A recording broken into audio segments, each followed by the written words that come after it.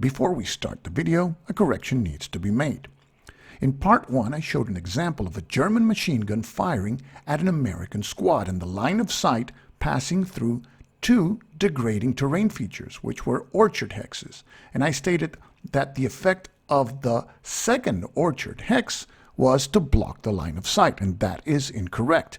In the game, a third degrading feature is the one that blocks the line of sight. So in the example, the machine gun should have been able to fire on the American squad with -2 to its firepower, that is -1 for each intervening orchard hex. So now we're ready to go. Maestro Pancaldi.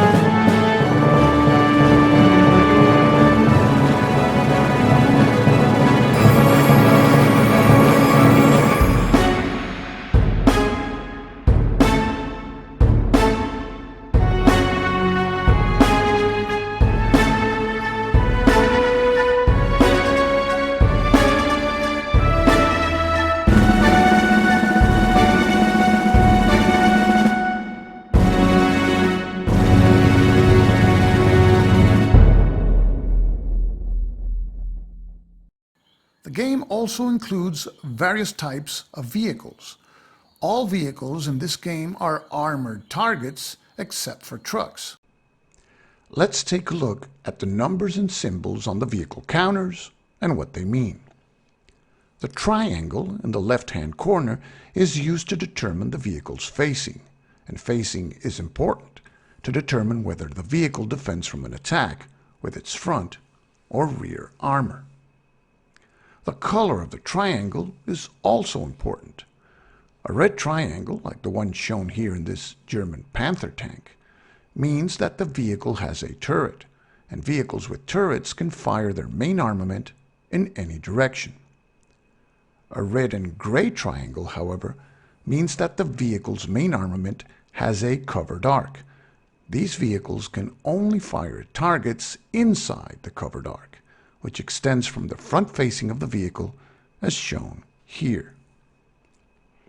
The maximum range is the maximum number of hexes that the main armament may fire upon. The black number to the left-hand corner of the counter is the main armament's high explosive firepower, and this is the value of attack that is used against soft targets. The red number below is the main armament's maximum armor-piercing firepower. This is the maximum attack value against armored vehicles. Note that the important word here is maximum.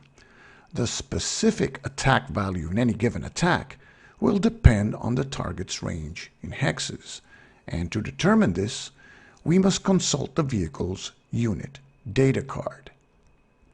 The secondary firepower is the attack value of machine guns of the vehicle, and the secondary range is the maximum range in hexes upon which these machine guns may fire. The front defense value is used when the vehicle is attacked through its front facing, and the flank defense value when it is attacked through its flank facing. The movement rating is the number of movement points that the vehicle has, and under the movement rating there is a symbol for movement type. Some vehicles, like the Panther, are tracked, while others, like trucks, are wheeled. Let's take a look at various examples of play to see how these ratings work. In this game, movement is, like in many other tactical games, on a hex-by-hex basis, paying the cost to enter the hex. Vehicles can only move to their frontal hex, and they can change direction by one adjacent hex site at no cost, and so forth. And they can move up to their full movement allowance, as shown here. Vehicles can also conduct reverse movement, and the cost is the cost of the terrain plus 1. In this particular example, this King Tiger moves in reverse into the Orchard hex. That costs 2 movement points plus 1 to enter the hex in reverse for a total of 3. In the terrain chart, we have the cost and movement points for foot, wheel, and track units. And those boxes in red signify that there's a possibility that a wheeled or tracked vehicle may bog down upon entering a particular hex type. In this example, we activate a King Tiger, and units that have not moved or entered into a new hex, if they wish to change their facing, you have to pay 1 movement point to change it to any other hex side. So let's say that in this example, the King Tiger that has a movement allowance of 4 wishes to change its facing, and it does so now facing hex 019, which is a woods hex, which costs 3 movement points to enter by tracked vehicles. So the King Tiger now enters the woods hex, and woods is a terrain that may bog down tracked vehicles. So now we have to roll to see if the King Tiger is bogged down. And tracked vehicles are bogged down on a roll of 1 with a D6. So let's say that the die roll is a 1. The Tiger is now bogged down in the woods, and it cannot move any further in this turn.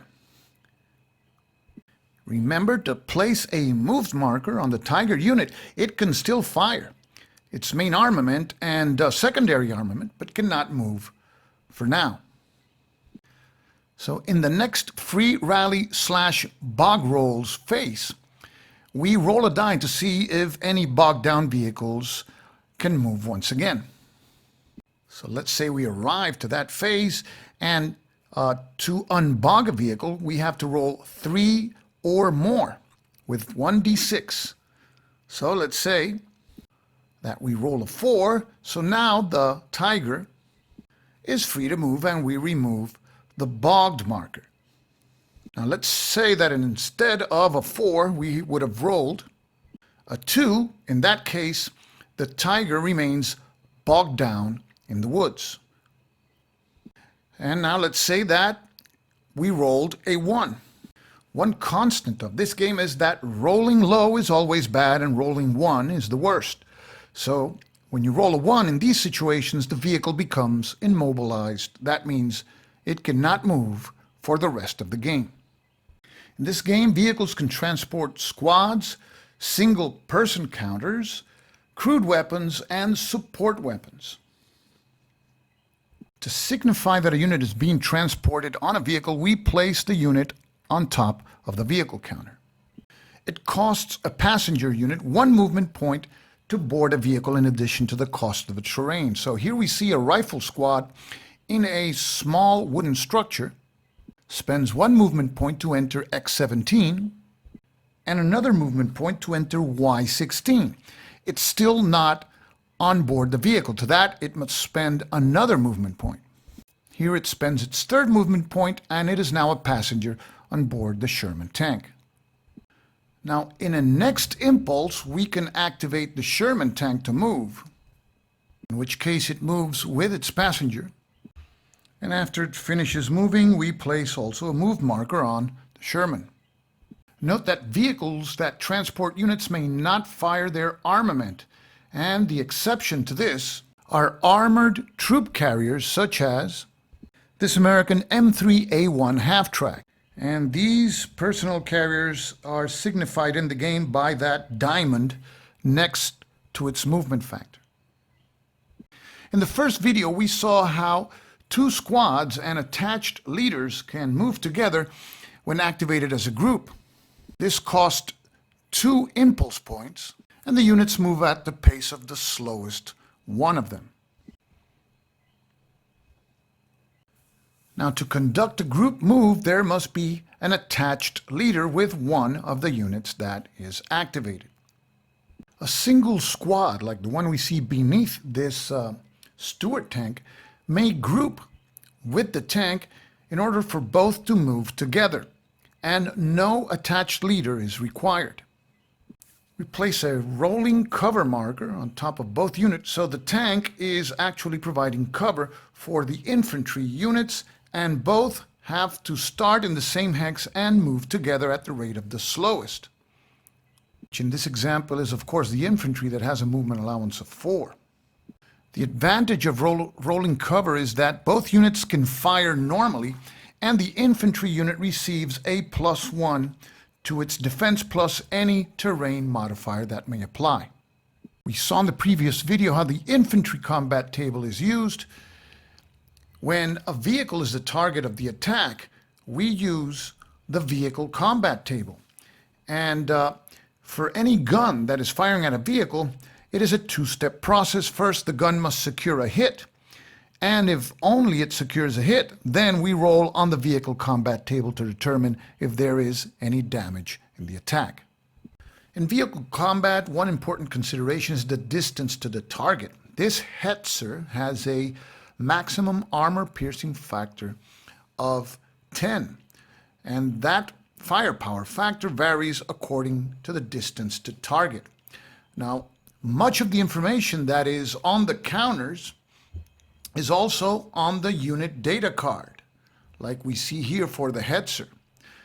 But not included on the counter is the specific armor-piercing firepower at different ranges. So you see that at a range of 0 to 6, the to-hit number is 6 or more with 2d6s. And if you hit the target at that range, then the armor-piercing firepower is 10. And note that with increased range, there's a decreased chance of hitting the target, and if you hit it, the armor-piercing firepower is also less, as shown here in the Hetzer's card. In this example, the Hetzer will fire on the Sherman tank, which is 7 hexes away. And the first part of the fire sequence is to see if the Hetzer hits the Sherman. The range is 7 hexes, and as you see, the line of sight passes through hex U16, which has a small wooden structure. The depiction of the structure does not block the line of sight. However, the structure does serve as a terrain feature that degrades the line of sight. And the effect of this degrading terrain is that the to-hit die roll is reduced by a modifier of -1. And we see here that the Hetzer needs 7 or more to hit at the range of 7 hexes. So let's say that the die roll is an 8 modified to a 7, so the Hetzer hits the target. Now, the Hetzer will roll on the vehicle combat table with an armor-piercing firepower of 9. Note again that the degrading terrain feature, which reduces the to-hit die roll by -1, also has an effect as a modifier on the vehicle combat table. It reduces the firepower of the attacker by 1. So instead of 9 armor-piercing firepower factors, the attack is conducted with 8, and we compare it to the frontal defense of the Sherman tank, which is 5 for a +3. And we see the possible results with an 8 or more. It's an X elimination. With a 7, it's a dual result. There's damage, and we have to make a gut check to see if the target vehicle is shaken. On a roll of 6, a possible broken result if failing a gut check, and on a roll of 5, a possible shaken result if the gut check is failed. There's a series of die roll modifiers that may apply to the firepower. Here we saw in our example that there was a -1 for the degrading terrain feature. We have another series of modifiers that apply to the to-hit resolution and attack resolution. In our particular example, none of these apply. There is a series of modifiers that apply to the to-hit die roll. In our case, again, the degrading line of sight is a -1 to the to-hit die roll, and there's the table for damage rolls in case we obtain a damage result. So let's resolve this attack. We roll 2d6, and the result is a 4. The Hetzer did not cause any damage at all. I know, folks, very anticlimactic, but if instead the roll would have been an 8, that's an X, which is the defender eliminated. And we would only have to roll to see if the crew survives with a die roll of 6 with 1 die. And they don't in this particular case. Note that in our example, a die roll of 7 would produce a damage result plus the chance of a shaken result to the target's morale if it fails a gut check. Let's take a look at the damage table. Upon a damage result, we have to roll 1d6, and the possible results are that the target's machine guns are damaged, or its main gun is damaged, or the vehicle can become immobilized, that is, can't move for the rest of the game. Another possibility is a minor damage result which has no effect on the game. And on a roll of 6, the vehicle must undergo a gut check. And if it doesn't pass the gut check, let's suppose the gut check level is 7 or more to pass, and it rolled a 4, the vehicle's crew abandons the vehicle and the vehicle becomes a wreck. In cases where the vehicle and the crew is lost, 2 casualty points are scored by the opposing player. In cases where only the vehicle is lost and not the crew, 1 casualty point is scored. Note that in some cases, passengers riding aboard a vehicle may suffer collateral damage if that vehicle is destroyed. In this example, this Jag Panther fires at the M3A1 half-track, which is carrying a squad unit as a passenger. Let's say that the half-track is destroyed. In that case, we flip the half-track to its wrecked side. And now the passengers suffer a collateral attack, which is resolved on the -4 column of the infantry combat table. Note that in cases when the target is hit but not destroyed or abandoned, the collateral attack against the passengers is resolved on the -5 column of the infantry combat table. Let's say that during a German impulse, the leader and the rifle squad, which is in W23, conducted an assault move across the bogged hex site and entered W24, which is occupied by a Sherman and an American rifle squad. A moved marker would also be placed on the moving German units. Units are considered locked in melee, and the melee combat is resolved in a separate phase. Now let's say we go to the melee phase. So now we resolve this melee combat. So let's calculate the attack by the Germans. We start with a 4 for the rifle's firepower, +1 for the leader is 5, and +2 for the melee firepower modifier, for a total of 7. Now we calculate the Americans' defense. We start with 4 for the rifle squad, +5 for the Sherman's front armor, and that totals 9. So the final differential is 7 minus 9 for a -2 firepower attack. And notice that the Germans would fire once on the infantry firepower table using that differential to determine the result against the American rifle squad, and then once on the -2 column on the vehicle combat table to determine the result against the Sherman. Now we determine the attack values of the Americans and the defense value of the Germans. The Americans start with a 4 for the rifle's firepower. To that we add the Sherman's firepower, which is 4 for its main armament plus 2 for its secondary armament, that is 6. When combined with the rifle squad's firepower, that is 10. And finally we add the plus 2 melee firepower modifier for a total of 12.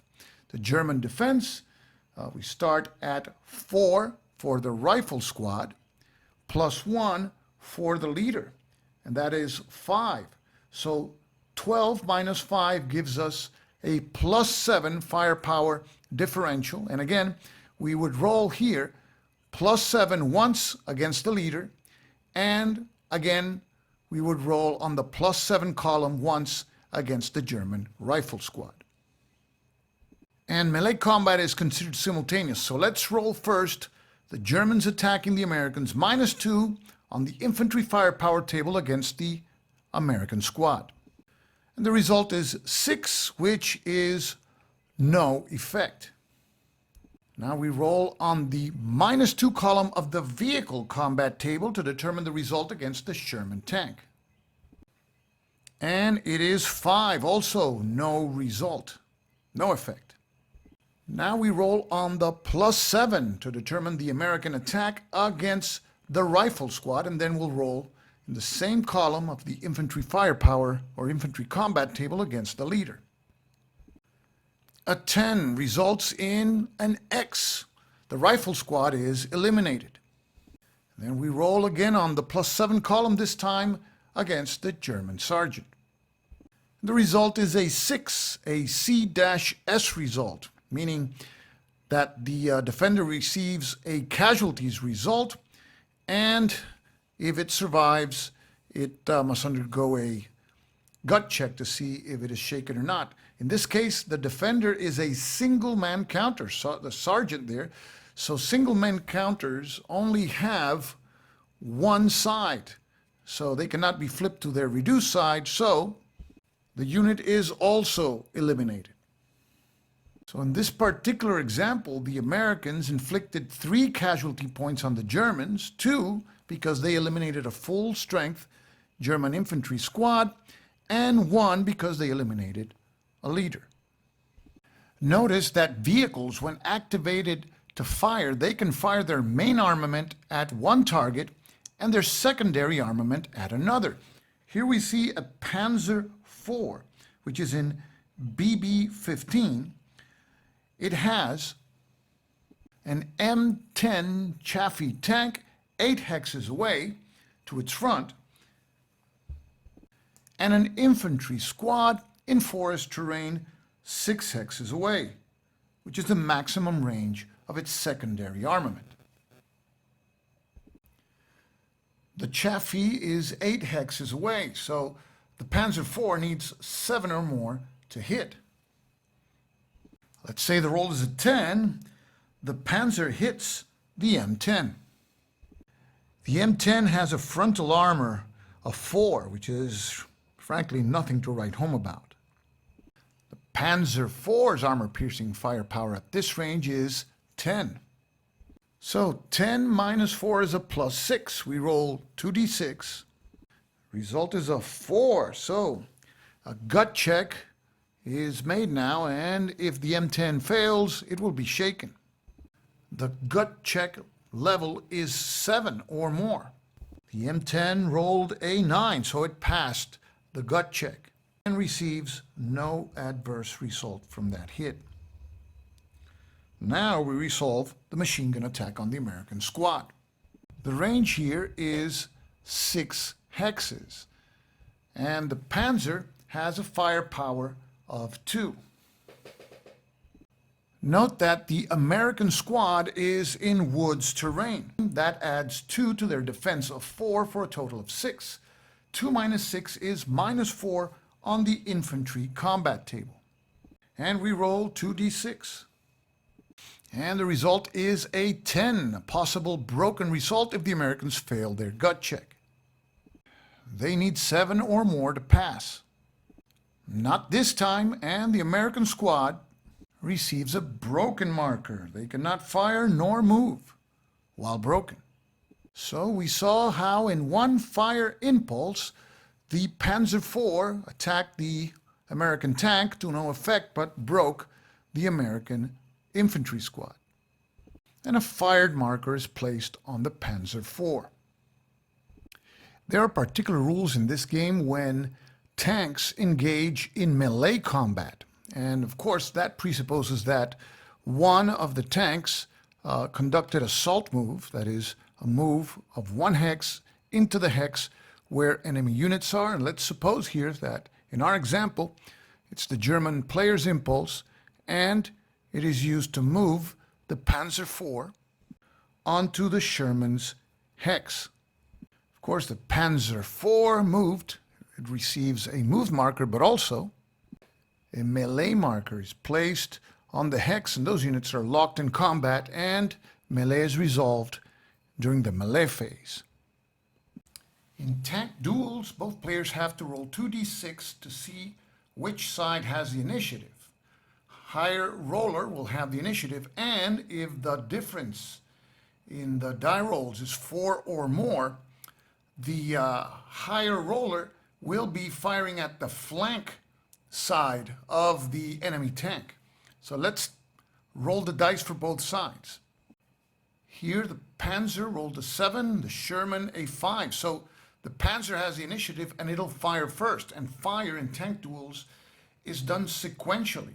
So one side fires, the damage is assessed, and the other side, if they still have anything left to fire with, fires back. Now, if the die roll would have been a difference of 4 or more, like for example, if the Sherman would have rolled a 3, in that case, the Panzer would fire at the Sherman, and the Sherman would defend with its flank defense of 4. But let's go back to our previous example. Here the Panzer will fire first, and it will use obviously its armor piercing firepower, which is the maximum of 11, versus the front armor defense of the Sherman.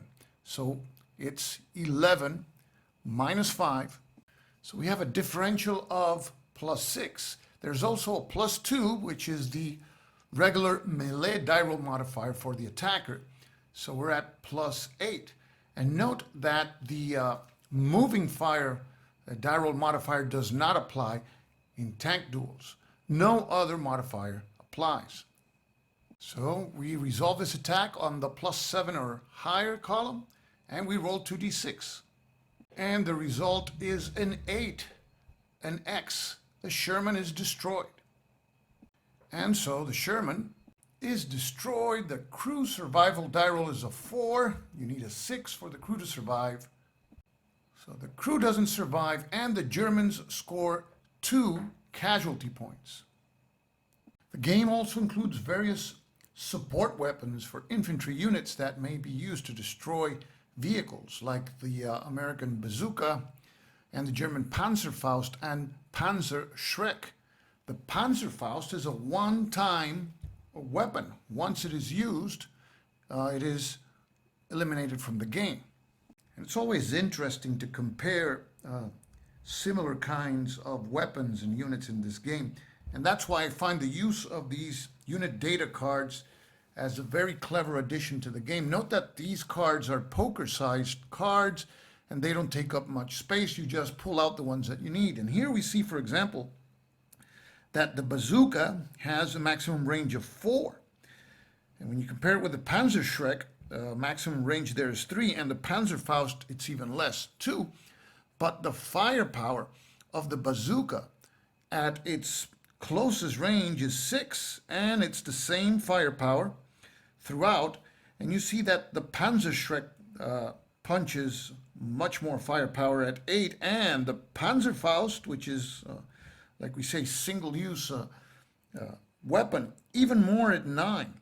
So all these are important considerations when you have to move your squads near vehicles. Of course, in order to do so and have a decent chance of surviving, you have to use the terrain to the best of your ability. In this example, we have a Sherman tank. It has already fired upon the second line infantry in woods terrain to no effect. The second line infantry squad has a Panzerfaust support weapon, and it is the German Impulse. And the Germans play this luck card, and most scenarios will provide to the players a certain number of luck cards. This one says unstoppable. Any single unit may take 2 actions in a row, and the enemy cannot use opportunity fire on the unit using this card. And opponents' play is suspended. So the Germans are activated, and first they move. They spend 2 of their 4 movement points to enter the wooden structure in FF12. And their last 2 movement points, for a total of 4, to enter the stone structure, that is EE12. So they've completed their move, and that's 1 action. And because of the unstoppable luck card, the Sherman cannot react. And now the second action is to fire the Panzerfaust. And we see that the Panzerfaust at range 1, the to-hit number is 7 or more. And if it hits, it'll attack the Sherman with a firepower of 9. There's some modifiers that apply to this particular attack. The German squad is moving, so that's -1 to the die roll.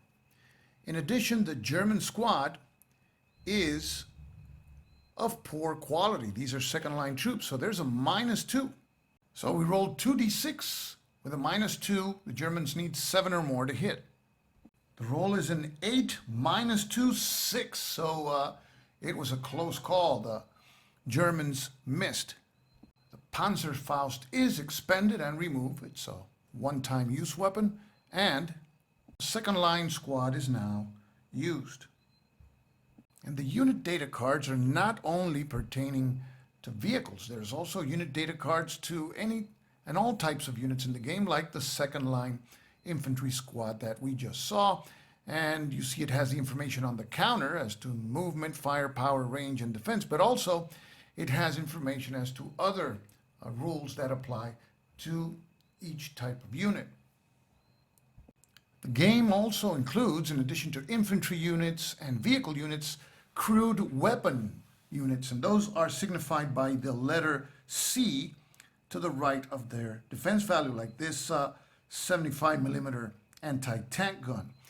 And these units have inherent crews with them, so you don't need to have an infantry unit stacked or attached to it to fire it. It can fire by itself. It has an inherent crew. Certain machine guns are also crewed units, like this German heavy machine gun, the MG34, and the American .30 and .50 cal medium and heavy machine guns, respectively. Open top vehicles are those that are signified by a white or gray colored rectangle inside the vehicle's depiction, like this SDKFC 251/22. And these vehicles can be attacked by small arms fire. However, that small arms fire is halved, rounding down any fractions. Now, this German vehicle with exposed crews is attacked here by the American Rifle Squad with the Browning automatic rifle. Total attack strength of the American unit and its support weapon is 5, 4 for the squad, 1 for the BAR. Note that exposed crews, they defend in the infantry combat table using 5 as a defense for the crew. Exposed crews do not take casualties. If the result is an X, in that case, the vehicle becomes broken and it cannot move or fire.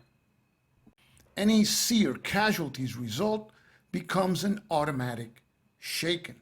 And on any broken or shaken result, we have to roll for the gut check as we do normally. So what this means is that vehicles that are open top, the most they can suffer from small arms fire is a broken or shaken result. When an open top vehicle is engaged in melee, there is a -1 subtracted from its defense. The game also includes rules for airstrikes and off-board artillery strikes. Airstrikes cost an impulse point to carry out unless a luck card is played, and an airstrike can affect 2 adjacent hexes. One of the hexes must be in the line of sight of a good. Here we see a Hetzer tank destroyer in CC-14 and a Pioneer squad in CC-15. Note that the rifle squads in X-19 and T-18 do not have a line of sight to either of those units. However, the American Rifle Squad in AA-16 does have a clear line of sight, so the airstrike will be attacking both CC-14, where the Hetzer is, and CC-15 with the German Pioneer squad there. Next, we roll 1d6 to determine pilot quality. On a 1 or 2, the pilot is green, and the attack on each hex will be with a firepower of 4. 3, 4, or 5, and the pilot is veteran. The firepower will be 6, and on a 6, it is an ace, and the firepower will be 8. The defending units receive modifiers for terrain, so the Pioneer unit will receive a +2 because it's in a heavy structure. Terrain features which appear on hex sides do not affect the attack. So the Hetzer, you see that there is a stone wall between its hex and CC-13, but that will not affect the attack. Vehicles are hit automatically and their flank defense is used. So let's see how this attack fares. We roll for pilot quality. The roll is a 3, a veteran pilot, so both units will be attacked with a firepower of 6. Let's resolve the attack against the vehicle first. Firepower of 6, flank defense value of 7. This is a -1 attack on the vehicle combat table. So we locate the column on the vehicle combat table, and we don't have to roll in order to determine if the target is hit. It is hit automatically. We roll 2d6, and we have to make a gut check, and if the unit fails, it will be shaken. So we roll 2d6 against a gut check level of 7. A 4, the Hetzer failed.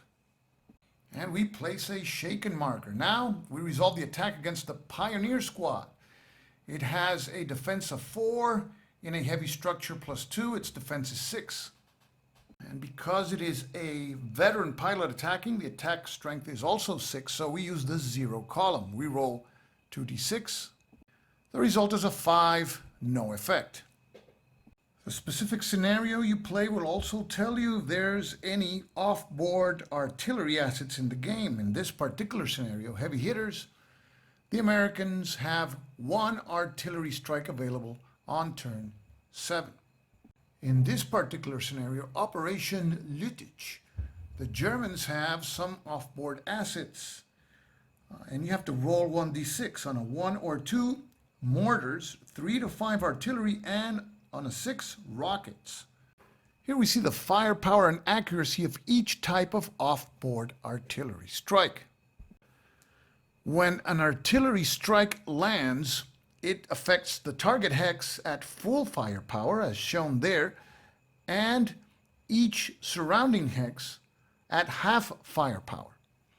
But before determining the attack against any unit in the zone of fire, we have to roll 1d6 and determine accuracy to see where the strike actually lands. In this example, it's the Americans' impulse, and they pay 1 impulse point to place the strike marker on hex EE24. The particular type of artillery here is, by the way, artillery, and we have to first roll for accuracy. We roll 1d6, and artillery is accurate on a 5 or more. And the roll is a 2, so it is not accurate, and now we have to determine the drift direction. And here we have superimposed the drift diagram. Number 1 is to the north, 4 is to the south. And we roll 1d6 to determine the direction of the drift, and then another 1d6 to determine the extent or the number of hexes in the drift direction. So the roll is a 6, and that is in a northwestern direction. Now we roll again to determine how many hexes it drifts in that direction. And the roll is a 2. So the full brunt of the strike falls on CC23 where there's no units, and each adjacent hex would be attacked with a strength of 3, but there's no units either. Now let's suppose that the extent of the drift would have been a 1. In that case, the full attack would fall on DD24, which is empty, but EE24, where the 2 German units are, would be attacked with a strength of 3. Notice that off-board artillery attacks do not distinguish between friend or foe. And if we would have rolled a drift die roll of 4, the strike marker would have fallen on AA22, where we have an American infantry squad. In this game, structures may collapse as a result of off-board artillery attacks, as well as airstrikes and some attacks by heavy weapons. Here we see a second-line German squad in X20, which is a light structure. The light structure also occupies X19. In this example, an artillery strike falls on hex Y19, which is empty.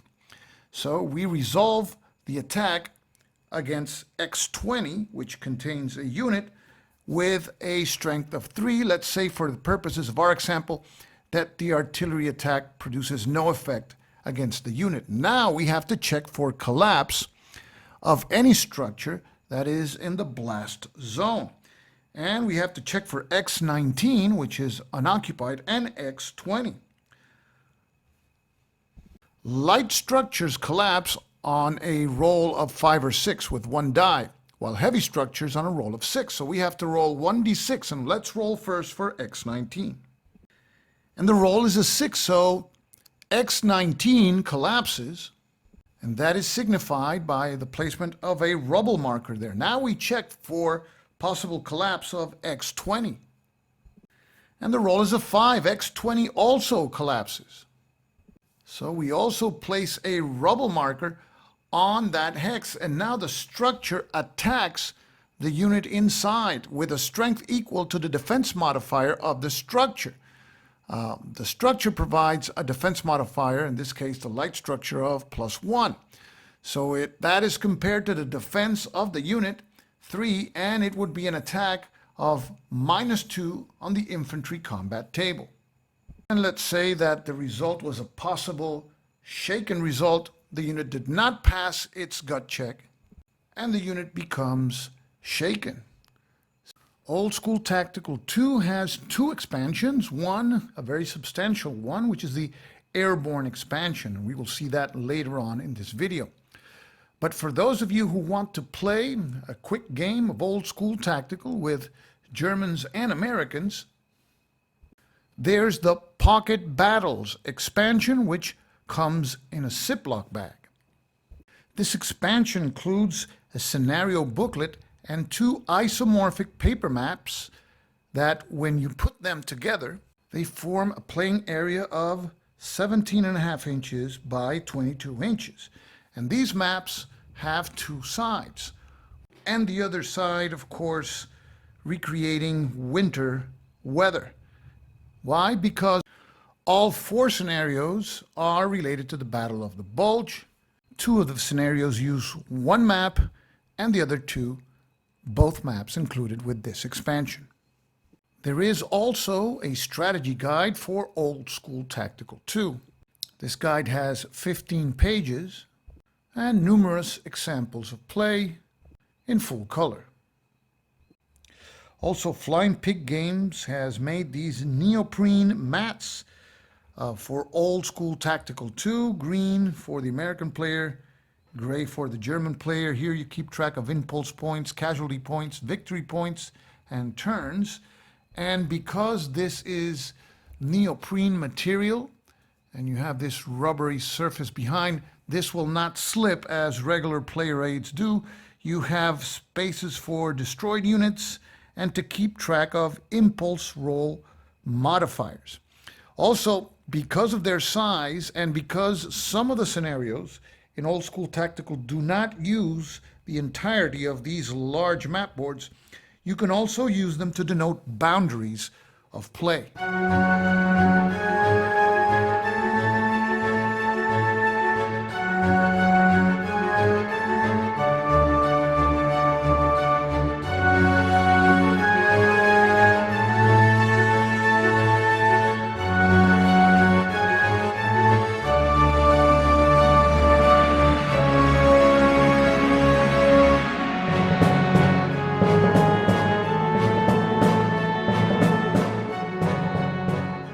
Now we'll take a look at Old School Tactical's Airborne Expansion. We will cover the rules for airdrops, and we will drop some paratroopers over St. Mary during nighttime. The Airborne Expansion includes one scenario booklet, and it includes 6 scenarios dealing with the airborne invasions during D-Day. Some of the scenarios are linkable. One counter sheet with counters for vehicles and additional infantry units, also markers and terrain markers, and one 30-inch by 41-inch map. So using this map, let's take a look at the rules for airdropping paratroops, which are pretty interesting because they involve the use of the C-47 aircraft counters and also some drift procedures, because you don't have total control of where they're going to land. Let's take a look at the counter sheet that comes with the game. It brings 36 airborne squads. You can see that they have a defense of 5, which is better than the regular American infantry squad, but the range is 5. Regular infantry squad, the range is 6. And we see at the top the leaders for the airborne troops. There's also some additional German rifle squads, terrain markers such as smoke and shell holes. And we see also fire and moved markers. There's 4 air supply markers and 10 C-47s. Also an M18 Hellcat, 2 Shermans, 2 M36 Jacksons, 4 American trucks. For the Germans, we see the Wirbelwind, a King Tiger, a Jag Panther, 2 Tiger 1s. We have some trucks and some half-tracks for the Germans too. Here we see the scenario booklet. Scenario A1 is Drop Zone Charlie, relatively small scenario. Scenario A2, Fox in the Hen House. Scenario A3, The Big Drop. This is St. Mary, and this links with Scenario 4. It uses the whole map board, so this is a real large scenario. You see that the Americans start with 8 C-47s, 22 airborne squads, 5 bazookas, and the Germans start with not a lot of troops, 4 rifle squads, 2 second line squads, but they may get reinforcements here. There's 2 patrols.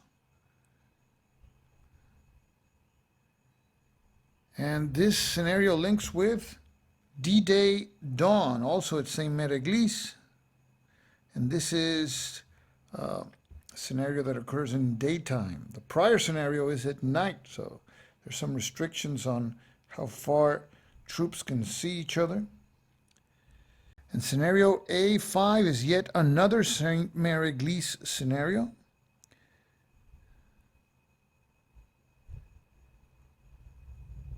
And scenario A6 linking up.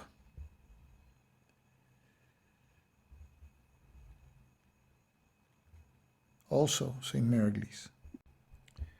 And here we see a typical C-47 flying over St. Mary Glees. I was lucky I got the Kickstarter version with the stretch goal of the hovering C-47 counters. They actually float in the air, which makes the airdrop procedure a lot more realistic.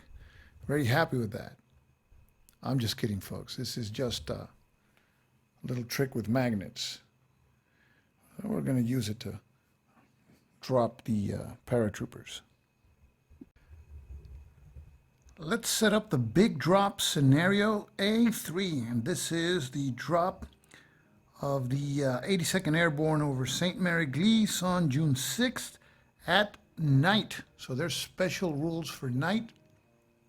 For example, maximum spotting and attack range of 4 hexes at night. And the turn marker starts in 7.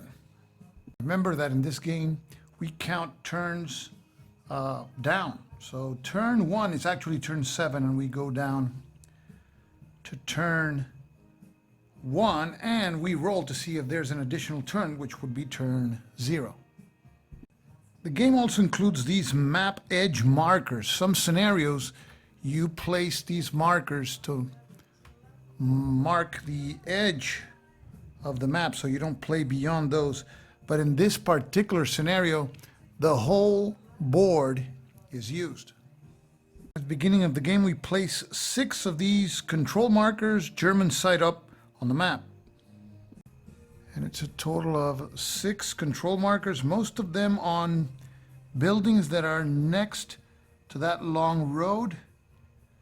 And we see 2 exceptions, and the most notable exception is for the church here at St. Mary Glees, Hex P11. Here we see the starting German forces on the map: 4 rifle squads, 2 second line squads, a heavy machine gun, which is a crude weapon, also 1 light machine gun support weapon, 2 bundles, which are support weapons, and Lieutenant Berger. Those German forces start west of Road W, and Road W is the one marked by these red pegs. So it's basically in the town of St. Mary Glees. So let's set up the units. Let's take a look at the starting German forces. Only 6 squads start visibly on the map. Germans have other units that start hidden. Here we see a rifle squad protecting the southern approach to the town. There's a control hex there. Another rifle squad in L15. We have the crude machine gun in that corner there, that intersection. Machine gun can fire towards the church. And further to the north, there is 1 rifle squad with a bundle guarding the northern approach. Now, in addition, in the church at St. Mary Glees, a second line squad with a light machine gun and Lieutenant Berger. There's another second line squad in the courtyard protected by that wall there, and a rifle squad further to the east. So those are the initial positions, but the Germans have more units that start the game hidden. In addition to the starting units, the Germans have 2 patrols. The location of each patrol is recorded secretly at the beginning of the game, and it can be in any of the hexes listed there for setup turn 7. So now the American units will deploy using the Paradrop rules, and then those 2 German patrols will appear. Here we see the starting forces for the Americans: 8 C-47s, 22 airborne squads, 2 medium machine guns, 3 Browning automatic rifles, 7 leaders, that's 2 captains, 2 lieutenants, 3 sergeants, 1 60mm mortar, a satchel charge, and 5 bazookas. Now we have to place the C-47s. They're placed 4 hexes apart from each other, 4 intervening hexes. There's 8 C-47s. At least 4 of them have to be placed in this row here, BB or to the east. The other 4 can be placed anywhere on the map. Here we see the C-47s deployed, 4 of them, as we see here, to the east of the BB row, and the other 4 are to the west, and they have to also be 4 hexes apart from any other C-47.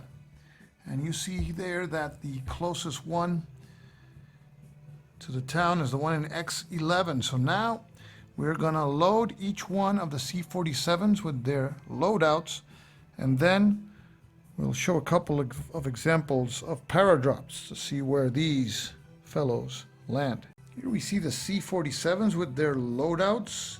Each aircraft is carrying 3 squads, or 2 squads plus 1 crewed weapon, plus any attached leaders and support weapons. And you'll see that the procedure consists of one by one we move a C-47 forward 1 hex and drop 1 squad with their any attached leaders and support weapons. We roll for drift and we find out where those units land. If they land on open terrain, that's great. If they land on structures, woods, well, that's not good, and they may suffer losses, casualties.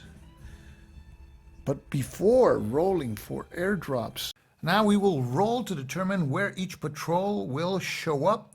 There are 7 hexes, as you see there, and I will assign from left to right 1 to 7 with a 10-sided die. I will roll the die twice and obtain 2 different numbers, and that's where these units will show up. So the 2 second line squads and the sergeant show up in D17. And the 2 other second line squads and the line machine gun appear at O2. And here we see D17, a paved road hex. That's where we place Sergeant Vogel and 2 second line squads. It is actually to the southwest of the map, far away from where the C-47s are approaching. And here we see O2, another paved road hex. Place the 2 second line squads there and the light machine gun. This hex is in the northern part of the map, and it is actually to the northwest of where the C-47s are currently. So let's see now where the paratroops land.